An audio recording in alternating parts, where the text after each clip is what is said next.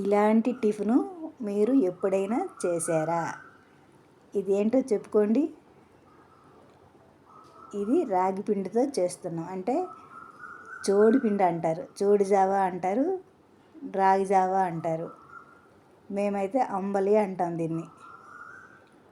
ఆంధ్రాలో చిక్కగా చేస్తాము, అంబలి అంటాం. ఇలా చక్కగా ఉడకనివ్వాలి. ఇలా ఉడికిన తర్వాత కొద్దిగా రుచికి సరిపడా సాల్ట్ వేసుకొని కలుపుకోవాలి.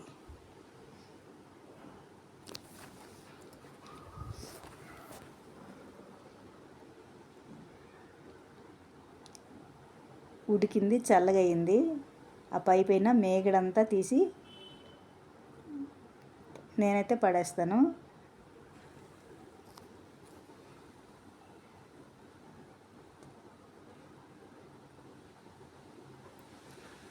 ఇప్పుడు ప్లేట్లో వేసుకొని వేడి వేడి అంబలి ప్లేట్లో పెట్టుకొని కొద్దిగా పెరిగేసుకుంటే సూపర్గా ఉంటుంది.